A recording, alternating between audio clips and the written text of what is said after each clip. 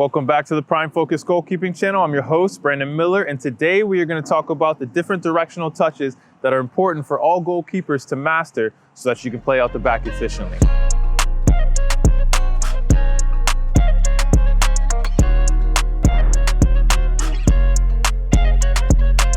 All right, so we're gonna start with a pretty basic touch that all of our goalkeepers should be confident with, and that's a more diagonal touch towards our target so we can strike the ball. All right, so we're thinking about some of the different directions that we can take touches. Forward, we can take them laterally, we can take them backwards. We wanna talk first about the lateral touch. So that ball comes in, we wanna think about where this ball goes so that I can step out and drive the ball forward.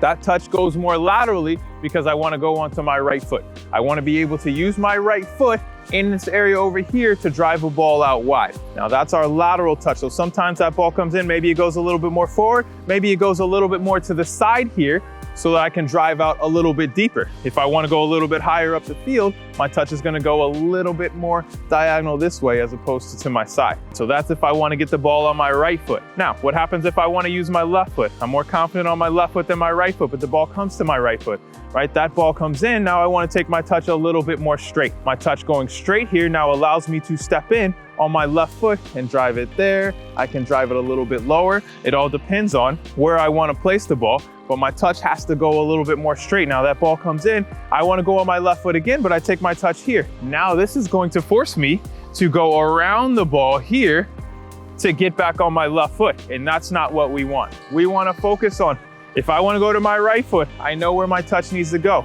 right? It needs to go diagonally, it needs to go a little bit more laterally. If I want to go on my left foot, I'm gonna take a straight touch. Now, we've been getting a lot on social media, we've been seeing a lot of videos, seeing a lot of comments on social media about this next touch that we're gonna talk about. So let's talk through it, because a lot of coaches, a lot of goalkeepers are telling you, don't take a negative touch, don't take a negative touch.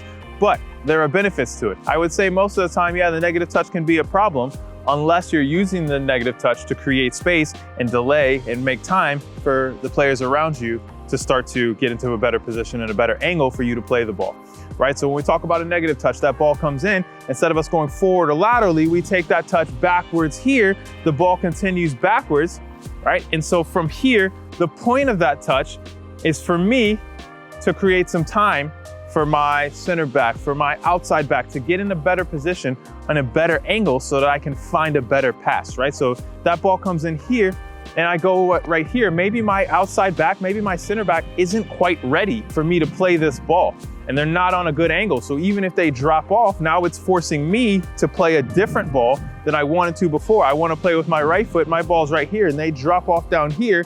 Now I'm uncomfortable versus instead, when we understand that we may be getting pressure from a forward over there, my center back may be under pressure over here, I realize that I need a little bit more time. I don't want to just play long, I need a little bit more time to play out. And so I know that in order for my center back to get away from the pressure that's in front of them, they're gonna have to drop down here. And I don't want to be up here on an angle playing directly to my right. I want to be on a better angle so that I can play a ball with my right foot because that's what I'm most confident with. So that's where my backwards touch comes in. That ball comes in, I see the pressure coming here, I need more time and more space, I take my touch backwards. Now my center back's able to find some more space over here, and now it's an easier ball for my right foot as opposed to me taking that touch forward here. I'm still getting the pressure on here, and now I'm having to play a square ball. Hopefully my center back's dropped down, but a square ball on my weaker foot out to my center back.